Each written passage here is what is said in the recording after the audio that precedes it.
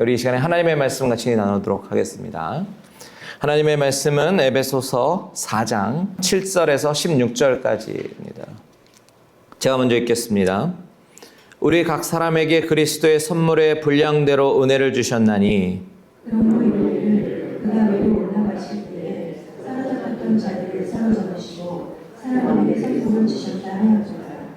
올라가셨다 하였은즉 땅 아래 낮은 곳으로 내리셨던 것이 아니면 무엇이냐? 내리셨다 그가 곧 모든 하늘 위에 오신 자니 이는 만물을 충만하게 하려 하십니다. 그가 어떤 사람은 사도로, 어떤 사람은 선지자로, 어떤 사람은 복음 전하는 자로, 어떤 사람은 목사와 교사로 삼으셨으니 이는 성도를 온전하게 하여 봉사에 일하게 하여 그리스도의 몸을 세우려 하십니다. 우리가 다 하나님의 아들을 믿는 것과 아는 일에 하나가 되어 온전한 사람을 이루어 그리스도의 장성한 분량이 충만한 데까지 이르리니 이는 우리가 이제부터 어린아이가 되지 않아요. 사람의 속임수와 간사와 욕에 빠져 온갖 은혜를 조여이르러 요동하지 않게 하려 합니다. 오직 사랑 안에서 참된 것을 하여 범사에 그에게까지 자랄지라. 그는 머리니 곧 그리스도라. 그에게서 온 몸이 각 마디를 통하여 도움을 받음으로 연결되고 결합되어 각 지체의 분량대로 역사하여 그 몸을 자라게 하며 사랑 안에서 스스로 세우느니라. 아멘. 다 같이 자리에 앉으시겠습니다. 자, 우리는 계속해서 에베소서의 말씀을 나누고 있습니다. 지난 시간에 어떤 말씀을 나누는지 잠깐 복습해 보면요. 지난 시간엔 하나됨에 대해서 우리가 생각을 해 보았습니다. 하나됨. 한마디로 말씀드리면 하나됨은 우리가 함께 만들어가는 것이 아니라 성령 안에서 이미 주어진 하나됨, 그 이미 주어진 하나됨을 우리가 지키는 것이다 라고 이 지킨다라는 단어, 이것을 우리가 강조해서 생각을 해봤죠. 여러분 만약 이것만 기억하시면요, 기억하셨다면 저는 지난주 메시지를 성공적으로 전달해 드린 것 같아요. 하나됨은 어떻게 하는 거라고요? 지키는 거라고요. 자, 다시 말씀드리지만 에베소서의 구조는요. 1, 2, 3장은 이론입니다. 교리이죠. 그리고 4, 5, 6장은 실제입니다. 실천 파트예요. 다시 말해서 교회는 어떤 것이냐, 교회론에 대해서 앞에서 말했다면 그러면 교회로서 부르심을 받은 우리는 어떤 공동체로서 살아가야 되느냐를 생각해 보는 것이 4장, 5장, 6장이라는 이야기예요. 그러면서 그 교회 공동체는 서로 각기 다른 그런 사람들이 모였어요. 성향도 다르고 성격도 다르고요. 출신 성분도 다 다르고요. 그런데 교회라는 공동체로 모여서 하나가 될 수 있었던 그것은 바로 십자가밖에 없었다라는 사실을 우리는 기억을 해야 되는 것이죠. 그렇기 때문에 사실 공동체는요, 교회 공동체는요, 다양할 수밖에 없어요. 어쩌면 그것이 당연한 걸 수도 있습니다. 다양합니다, 교회 안에서. 그 다양한 가운데 우리는 함께 지어져가는 그런 공동체니까 때로는 우리의 연약함이 드러나기도 하지만 그래서 서로가 서로에게 상처를 줄 때도 있지만 결국 그리스도 예수 안에서 만들어져가는 그런 과정 가운데 있는 공동체가 바로 교회다라는 사실을 우리는 반드시 기억해야 되는 겁니다. 그렇다면 여러분, 지난주에 드린 말씀 가운데 하나됨을 지켜나가기 위한 핵심 뭐였는지 혹시 기억나십니까? 겸손함 기억나시죠? 겸손함과 그리고 온유함과 오래 참음과 사랑 안에서 용납함, 이런 것들이 우리 교회, 이 지상에 있는 모든 교회들이 하나가 될 수 있도록 지켜주는 것이다. 이것이 이제 지난주 메시지의 핵심이었습니다. 자, 오늘은요, 그 하나됨의 그 메시지의 연장선에서 우리가 오늘 무엇을 생각해 보고 싶냐면, 그렇게 이미 하나된 우리 공동체 안에는 우리가 서로 각기 다른 어떤 재능이 있고요, 각기 다른 성격이 있고 성품들이 있잖아요. 그 재능들을 우리는 은사라고 부르거든요. 이렇게 각기 다른 은사를 지닌 우리들이 어떻게 하나됨을 지켜나갈 수 있을까? 어떻게 하나됨으로 같이 성장해 나갈 수 있을까? 이 성장, 이 포인트가 오늘 저와 여러분이 나누고 싶은 포인트예요. 그래서 오늘 제목을 뭐라고 얘기했냐면 바로 교회는 이렇게 자라납니다 라고 지은 거예요. 성장이 포인트라고요. 먼저 우리는 교회라는 이 통일성 안에서, 하나됨 안에서 이제 다양성에 대해서 생각해 볼 건데, 이 다양성이라고 하는 것은 예전에 살펴봤던 이방인과 유대인 이런 차원이 아니고요. 이미 구원받아서 함께 신앙생활을 하고 있는 우리 성도들 가운데 우리가 갖고 있는 각각 다양한 어떤 재능들, 탤런트들, 이 은사를 이야기할 겁니다. 7절을 한번 보도록 하겠습니다. 같이 한번 읽을게요. 시작. 우리 각 사람에게 그리스도의 선물의 분량대로 은혜를 주셨나니. 자, 여러분 여기 보시면 그리스도의 선물이라는 단어가 나오죠. 선물은 뭐죠? 그냥 주는 거잖아요. 마음을 표현하기 위해서 공짜로 주는 것이 선물이에요. 그래서 우리는 선물을 받거나 선물을 주면 마음이 아주 기뻐집니다. 마음이 확 열리고 기분이 좋아지죠. 아, 저 사람이 나를 좋아하는구나, 나에게 고마워하는구나, 이런 것들을 선물을 통해서 우리가 마음을 주고 받을 수가 있는 거예요. 그런데 하나님이 우리 각 성도들에게 선물을 주셨대요. 이것을 성경적인 용어로 은사라고 얘기합니다. 자, 교회에서 은사라고 하면 하나님이 주신 선물이구나 라고 생각을 하면 되는 거예요. 자, 제 막내딸 이름이요, 영어로 카리스거든요. 카리스. 흔치 않은 이름이에요. 근데 왜 그렇게 지었냐면 헬라어의 카리스가 은혜라는 뜻이에요. 그래서 거기서 따왔어요. 카리스. 그런데 여러분 잘 아시는 단어가, 카리스에서 파생되는 단어가 있어요. 카리스마. 그렇죠? 카리스마 아시잖아요.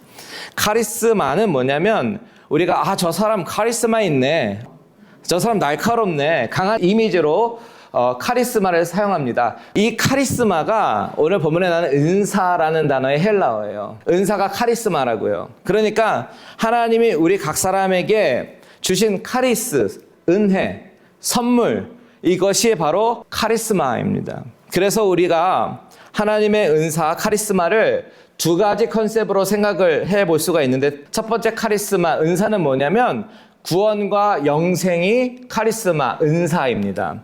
자, 로마서 6장 23절 같이 한번 읽어볼까요? 시작. 죄의 싹은 사망이요 하나님의 은사는 그리스도 예수 우리 주 안에 있는 영생이니라. 자, 하나님의 은사는 뭐래요? 예수 안에 있는 영생이다 라고 말씀하시잖아요. 그러니까 죽을 수밖에 없는 사람, 죄의 싹은 사망이요, 죽을 수밖에 없는 우리들에게 하나님은 선물을 주셨어요. 그 선물이 뭐냐? 예수 안에 있는 영생이다. 이것이 하나님이 주신 선물이다, 즉 은사다라고 얘기하는 거예요.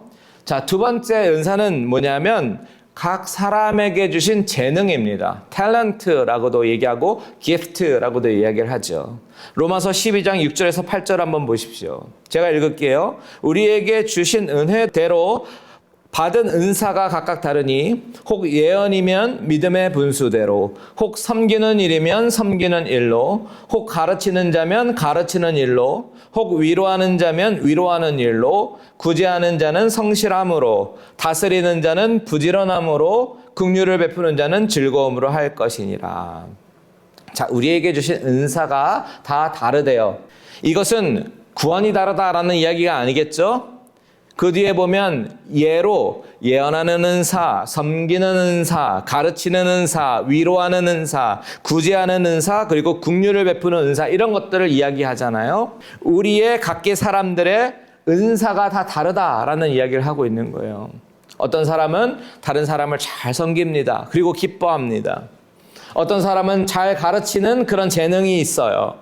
이런 사람의 각 재능을 하나님이 은사로, 카리스마로 주신 겁니다. 그렇다면 여러분, 하나님은 왜 각각 성도들에게 이런 은사들을 주셨을까? 왜 각기 다른 은사를 주셨을까? 이것이 바로 오늘 본문을 통해서 저와 여러분이 생각해보고 싶은 주제라는 거죠. 자, 7절을 다시 한번 보겠습니다. 7절 다시 한번 보시면 우리 각 사람에게 그리스도의 선물의 분량대로 은혜를 주셨나니, 그렇죠? 바울은 하나님이 우리에게 은혜를 주셨다, 은사를 주셨다라고 이야기를 하는데, 여기에 보면 은혜를 어떻게 주셨냐면 그리스도의 뭐대로요? 선물의 분량대로 주셨대요. 선물의 분량대로 주셨다. 여기 이 분량이라는 단어가요, 자로 재고 측정하는 그런 뜻을 갖고 있는 단어예요. 우리는 길이를 재는 그런 자 가운데 미터를 쓰지 않습니까? 한국에서는 밀리미터 쓰고 센티미터 쓰고 그리고 미터를 씁니다. 킬로미터를 씁니다. 이 미터가 바로 이 단어 헬라어 메트론이라는 단어에서 나온 단어예요. 그러니까 하나님이 우리에게 은사를 주실 때, 은혜를 주실 때에 그냥 막 대충 던져서 주신 것이 아니라 자로 딱딱 재서 나에게 딱 맞는 만큼을 정확하게 측량해서 주셨다라는 그런 말이에요. 그것이 바로 은사입니다. 여러분, 이게 너무 위로가 됩니다. 왜냐면 우리 가끔 그런 생각 하잖아요. 아, 저 사람은 너무나도 은사가 많은데 나는 별로 없어. 나 같은 사람이 교회에서 뭘 하겠어. 이런 생각 하기도 합니다. 그런데 오늘 본문에는 그렇게 말하는 것이 아니라는 거예요. 틀렸다는 겁니다. 성경은 그 은사를 각 사람에게 주셨대요. 각 사람, 한 사람도 빠지지 않고 각 사람에게 주셨대요. 그리고 분량대로 주셨대요. 나에게 딱 맞게 측량해서 측정해서 뭔가 나에게 반드시 있어야 되는 것 하나님이 주셨다는 겁니다. 그렇기 때문에 우리는 나에게 없다고 위축될 필요도 없고요. 반대로 내가 나는 너무 대단한 것 같아 우쭐댈 필요도 없는 거예요. 내가 잘나서 가진 재능이 아니거든요. 하나님이 자로 딱 재어서 나에게 가장 알맞은 것을 주신 거니까요. 그러니까 기죽을 필요도 없고 잘난 척할 이유도 없는 겁니다. 그런데 여러분 8절을 잘 보시면 바울은 은사를 말하다가 갑자기 구약 성경을 인용합니다. 이 구약 성경은 시편 68편을 인용하는 거예요. 시편 68편 18절을 볼까요? 주께서 높은 곳으로 오르시며 사로잡은 자들을 취하시고 선물들을 사람들에게서 받으시며, 이 말씀을 인용하고 있는 겁니다. 오늘 8절에서요. 왜 그럴까요? 이 시편의 내용은 승리한 왕이 전쟁에서 이기고 돌아와서 백성들에게 선물을 나눠주는, 전리품을 나눠주는 그런 그림이에요. 바울은 그 그림을 예수님께 적용하는 겁니다. 예수님께서 십자가에서 죄와 사망을 이기시고 부활하시고 승천하셨어요. 궁극적 승리를 얻으신 거예요. 그리고 나서 교회에게 선물을 주시는 겁니다. 그렇기 때문에 하나님이 주신 선물, 주님이 주신 선물, 이 은사와 재능은요, 그냥 단순한 은사와 재능이 아니에요. 승리하신 예수님이 자신의 몸된 교회를 세우기 위해서 나누어 주신 은혜라는 겁니다. 자, 그러면 오늘 본문에서 발견되는 이 선물들은 어떤 것들이 있을까? 우리 다 같이 11절과 12절을 함께 읽도록 하겠습니다. 시작. 그가 어떤 사람은 사도로, 어떤 사람은 선지자로, 어떤 사람은 복음 전하는 자로, 어떤 사람은 목사와 교사로 삼으셨으니 이는 성도를 온전하게 하여 봉사의 일을 하게 하며 그리스도의 몸을 세우려 하심이라. 자, 아까 읽었던 로마서 말씀에 섬기는 은사, 가르치는 은사, 위로하는 은사, 구제하는 은사, 긍휼을 베푸는 은사, 이런 은사들을 이야기를 했는데, 오늘 우리가 읽은 에베소 말씀 본문에는요, 사도, 그리고 선지자, 복음 전하는 자, 그리고 목사와 교사, 이렇게 그리스도께서 교회에 이런 사람들을 선물로 주셨다고 얘기하는 거예요. 왜 주셨을까요? 그 사람들이 대단해서입니까? 목사와 교사가 대단해서입니까? 아니에요. 그들을 통해서 하나님께서 계획하신 목적이 있기 때문에 그래요. 그 다음 구절에 보면 성도들을 온전하게 한다. 그리고 성도들이 봉사의 일을 하게 한다. 결국 그리스도의 몸을 세우게 하기 위해서 교사와 목사와 전도 전하는 자와 선교하는 자, 이런 사람들을 세우셨다는 거죠. 자, 여기에 열거된 사람들을 쭉 보세요, 여러분. 공통점이 있습니다. 그 공통점이 뭐냐? 바로 말씀을 전하는 사람들이죠. 즉 말씀으로 그리스도의 몸인 교회를 세워나가도록 교회에 선물로 주신 사람들이다라는 거죠. 하나님이 각 사람에게 은사를 주셨는데 그 은사를 통해서 결국 하나님은 교회를 세워나가기를 원하시는 거예요. 중요한 거는 뭐냐? 사람들 안에 다양성이 있어요. 다양성 안에 지난주에 얘기한 것처럼 유니티, 연합을 이루어야 되는데, 하나됨을 지켜나가야 되는데, 그리스도의 몸을 세워나가는 것이 중요한 거죠. 그러니까 지난주에 말씀드린 그 교회의 하나됨과 오늘 말씀 가운데 나타나는 은사의 다양성은 하나됨과 다양성, 정반대의 컨셉이 아니라 부르신 재능의 다양성을 가지고 우리가 하나된 교회를 지켜나가고 세워나가는 것에 쓰임받아야 된다. 그 얘기를 하고 있는 겁니다. 자, 보십시오. 12절 다시 한번 읽습니다. 시작.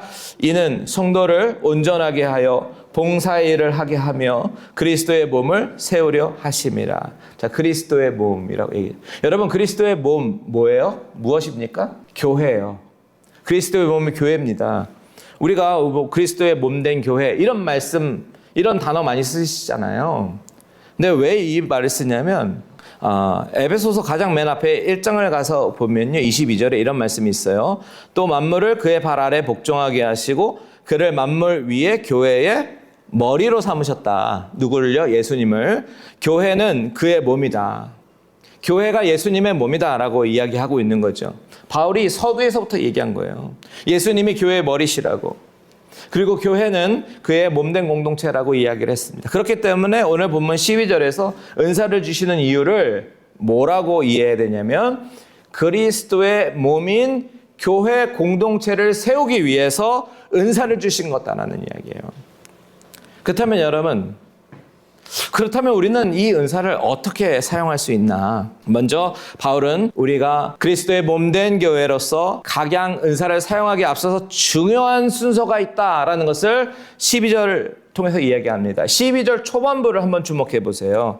뭐라고 얘기하냐면 이는 누구를 온전하게 한대요? 성도를 온전하게 한대요. 온전하게 해서 뭘 하게 한대요? 봉사의 일을 하게 한다라고 얘기합니다. 자, 봉사의 일을 하기 전에 뭐가 먼저라는 거예요? 온전함이 먼저라는 거예요. 온전함. 그렇다면 이 온전함이라는 이 단어의 뜻이 무엇일까? 하나님은요, 교회 안에서 목사와 교사를 통해서 사도와 선지자를 통해서 먼저 성도를 온전하게 하시는데 여기서 온전함이다라고 하는 이 단어의 뜻은 뭐냐면 제가 이렇게 설명해 드릴까요? 의학적 용어로 카이로프랙터가 어긋난 뼈를 이렇게 교정하는 것처럼요.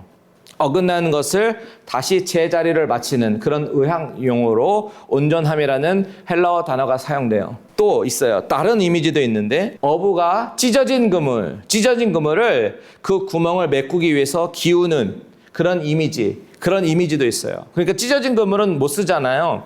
그런데 그 찢어진 것을 한 코 한 코 다 꿰매서 다시 쓸 수 있게 만드는 것. 그 단어가 온전함으로 번역된 카타르티조라는 단어의 뜻이라는 거예요. 그렇다면 우리는 여기서 아주 중요한 교훈을 발견합니다, 여러분. 우리가 각양 은사를 받아서요, 교회의 공동체를 위해서 사용되기에 앞서서 중요한 것은 뭐냐? 우리가 먼저 온전해져야 된다는 겁니다. 찢어진 그물을 다시 기워야 하고 어긋난 뼈를 다시 교정해야 되는 거예요. 섬길 준비를 먼저 해야 되는 겁니다. 그래서 영어 성경은 이 온전함을 뭐라고 번역했냐면 영어 성경에 보면 equipping이라고 얘기합니다. equipping이 뭐죠? equipment가 도구이잖아요. 장비이잖아요. 일에 필요한 장비들이 equipment입니다. 일을 하기 위해 먼저 준비되어야 되는 것. 그런데 그것을 equipping, 준비되어지는 거래요. 그러니까 봉사를 하기 위해서 먼저 준비가 되어져야 되는데 그 준비는 어떻게 하는 거냐면 바로 목사와 교사를 통해서 사도와 선지자를 통해서 복음 전하는 자를 통해서 다시 말해서 하나님의 복음을 전하는 말씀을 전하는 자들을 통해서 먼저 이퀴핑이 된다는 거예요. 바꿔 말하면 하나님이 교회에 말씀을 통해서 성도들을 먼저 양육시키시고 성도들을 먼저 준비시키시고 그리고 나서 일할 준비가 되면 봉사를 하게 하신다는 거예요. 12절에 다시 보시면 순서가 정확하게 나옵니다. 이는 성도를 온전하게 하여, 즉 말씀을 통해서 찢어진 그물을 다시 한번 기우고 그리고 어긋난 뼈를 어저스팅하는 것이 첫 번째고요. 그리고 그 이후에 봉사일을 하게 한대요. 물론 여기서 온전하게 된다는 말은 완벽한 사람이 된다는 뜻이 아니에요. 상처도 하나도 없고 약점이 하나도 없는 그런 사람이 된 이후에 봉사하라, 그 이야기는 아닙니다. 말씀 안에서 계속해서 고쳐지고 회복이 되고 방향이 맞춰지면서 섬기는 사람이 된다는 뜻이에요. 그런데 여러분, 중요한 것은 이 봉사라고 하는 것이 뭐라고 얘기하냐? 성경에 보니까 그리스도의 몸을 세우는 거래요. 그리스도의 몸을 세우는, 교회를 세우는 거래요. 여러분, 우리가 각자 받은 은사를 가지고 다른 성도들을 섬기고 교회를 섬깁니다. 이것이 교회가 세워져 나가는 그런 방법이라는 거죠.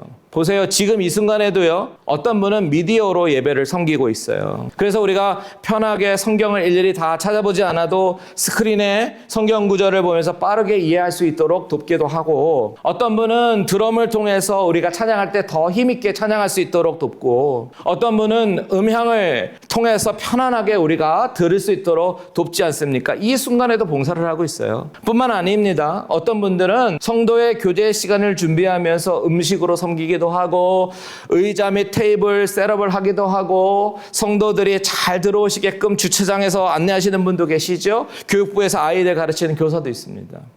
이렇게 각 부서별 봉사를 통해서 뭐가 세워진다고 얘기하는 거예요? 그리스도의 몸이 세워져 간다. 교회가 이렇게 세워져 나가는 것이다 라고 이야기하는 겁니다. 그런데 중요한 것은 바로 그렇게 섬기기 위해서는 먼저 선행되어져야 되는 것이 뭐냐? 이퀴핑이라는 거예요. 준비가 되어야 된다는 거예요. 저를 부르신 목적이 바로 그겁니다. 목사로 부르신 이유는 찢어진 그물을 기우라고요. 어긋난 뼈를 하나님의 말씀으로 다시 어저스트하라고 저를 부르신 거죠. 그거 하라고 목사로 부르신 거예요. 즉 성도를 온전하게 하는 일, 이퀴핑 시키는 것. 그래서 결국 봉사의 일을 하게끔 하는 일이 제가 할 일이라는 거죠. 여러분 봉사는요 부담되어서 억지로 하게 되면요 탈이 납니다. 기쁘고 즐겁게 해야 돼요. 몸된 교회를 세우는 그 기쁨이 가득해서 하나님께 드리는 것이 봉사입니다. 하나님의 말씀으로 온전하게 우리의 심령이 채워지고 그러면 섬기고 싶어져요.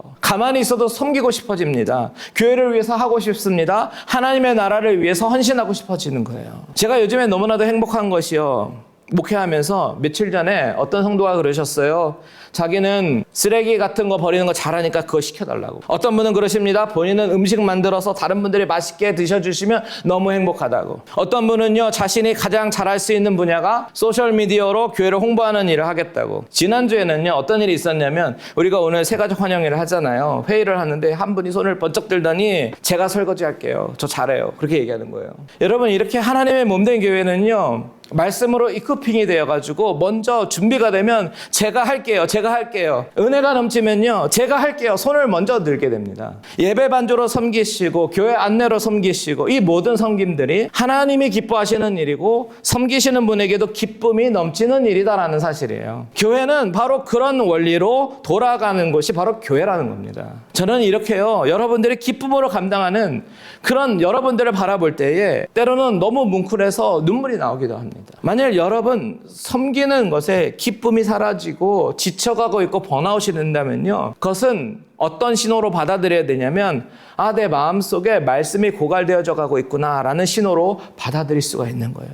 그때는요 말씀으로 충만하게 채워지는 것이 우선순위예요. 그물을 기워야지요. 어긋난 뼈를 어저스팅 해야죠. 그리고 나서 괜찮아진 다음에 섬겨도 괜찮습니다. 하나님의 일은요 꼭 내가 아니어도 하나님은 다른 사람을 통해서 일을 하십니다.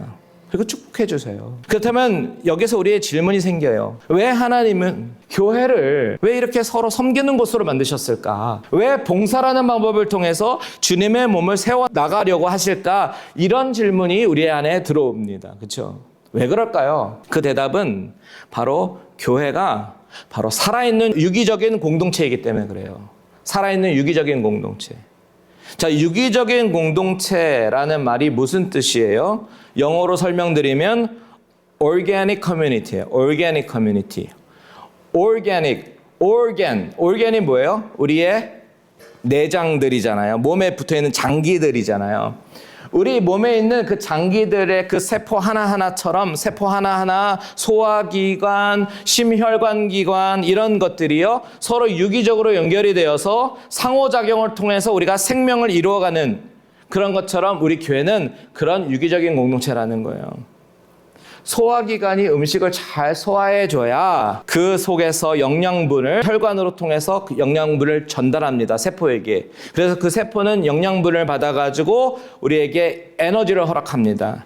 이것이 유기적인 공동체예요. 유기적인 공동체의 반대말은 기계적 공동체입니다. 기계는요 조립되어서 쓰다가 부품이 낡아버리면요 그냥 그 부품 떼어버리고 버리고 다른 부품 끼워 놓으면 돼요. 갈아 끼우면 됩니다. 그럼 워킹 하겠죠. 근데 생명이 없어요. 그저 필요에 의해서 작동하는 관계가 기계적 공동체죠. 그런데 우리의 장기는 어떻습니까? 함부로 떼어버리고 다른 것으로 갈아 끼울 수가 없습니다. 같이 살아서 같이 숨쉬고 같이 성장하는 그 유기적 공동체라는 거죠. 교회가 바로 이런 유기적 공동체라는 거예요. 자, 이게 제가 그냥 지어낸 말이 아니라 오늘 보면 나옵니다. 15절 16절 같이 한번 읽어보겠습니다. 시작.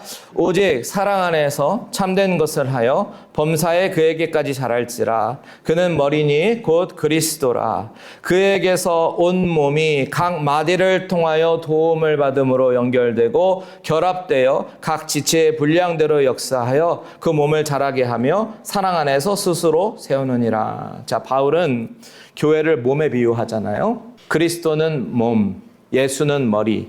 교회는 그리스도의 몸이고 예수님은 머리래요. 그런데 그 몸은 머리 대신 예수님으로부터 공급받아서 온 몸이 각 마디를 통해서 도움을 받고 연결되고 결합이 되었다. 각 지체의 분량대로 역사한다. 이렇게 얘기합니다. 그러면서 뭐 한대요? 자라난대요. 이것이 중요한 거예요. 이 자라남, growing. 교회가 유기적인 공동체인 이유가 바로 자라나기 때문이라는 거예요. 기계는요, 스스로 자라날 수가 없습니다. 그런데 organic community, 유기적인 공동체는 한 생명 안에서 서로가 서로에게 도움을 주면서 함께 자라나가는 그것이 궁극적인 목표입니다. 바로 교회가 그렇다는 거예요. 교회는 자라는 곳입니다. 그래서 바울은 이것을 어떻게 설명하냐면 12절에서 말씀으로 먼저 온전하게 되잖아요. 이제 성도가 이쿠핑이 된 다음에 봉사의 일을 하게 합니다. 그러면서 그리스도의 몸된 교회가 세워져 나가는데 결국 이 교회가 왜 이런 방식으로 세워지게 되냐? 13절 다 같이 한번 읽겠습니다. 13절 시작.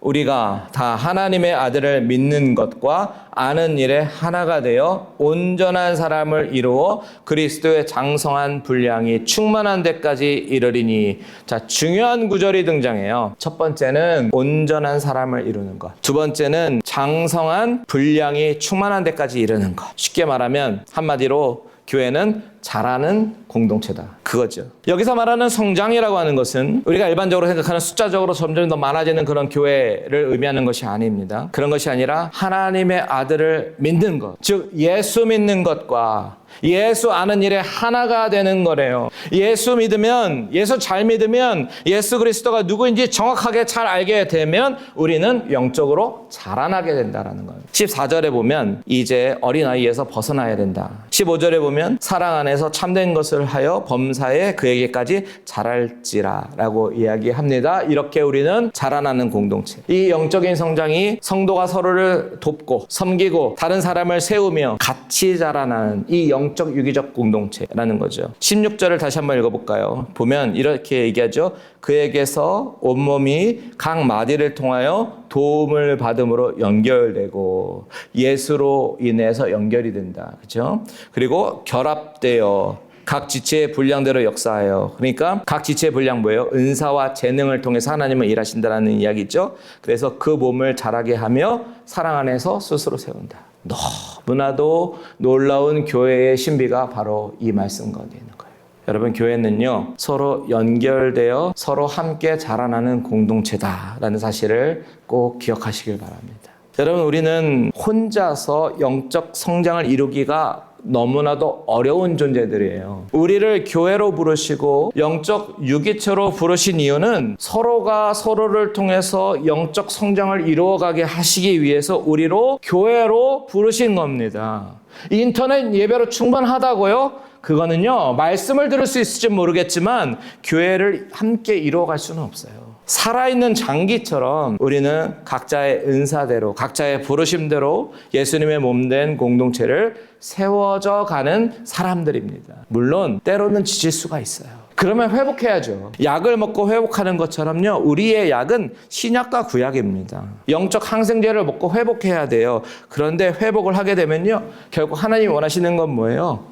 은사대로 함께 교회를 세워나가는 것, 이것이 바로 저와 여러분의 모습이 되어야 되는 줄 믿습니다. 이제 말씀을 마무리하겠습니다. 지난주에 오케스트라 영상 기억나시나요? 완전히 다른 악기들이 가장 먼저 하는 것이 한 기준 음에 자기의 음을 맞추죠. 그리고 각기 자기 자리에서 자신의 음을 조화롭게 낼 때에 그 연주는 아름다운 하모니를 내게 됩니다. 오늘 바울은요, 그 그림을 몸으로 설명하는 거예요. 오케스트라가 모든 악기가 똑같은 음을 내서 아름다운 것이 아닌 것처럼 몸도 모든 지체가 똑같은 일을 해서 잘하는 것이 아니라는 겁니다. 사랑하는 여러분, 교회는 혼자 잘하는 것이 아니에요. 함께 잘하는 곳입니다. 그런데 우리가 함께 잘할 수 있는 이유는 서로 마음이 잘 맞아서 그러는 것이 아니에요. 성격이 비슷해서 그런 것이 아닙니다. 머리 대신 그리스도께 함께 붙어 있기 때문에 그런 거예요. 십자가 아래에서 우리는 모두 은혜 받은 사람들이죠. 그렇기 때문에 우리는 자랑할 이유도 없고 비교하며 낙심할 이유도 하나도 없는 사람들이에요. 오늘 본문은 주님께서 각 사람에게 분량대로 은혜를 주셨다라고 얘기합니다. 눈은 눈의 자리에서, 손은 손의 자리에서, 발은 발의 자리에서 각자 받은 은혜를 섬길 때에 그리스도의 몸된 교회는 사랑 안에서 growing, 자라나는 겁니다. 저는요, 우리 갈릴리 은혜교회가 그런 교회가 되기를 소망합니다.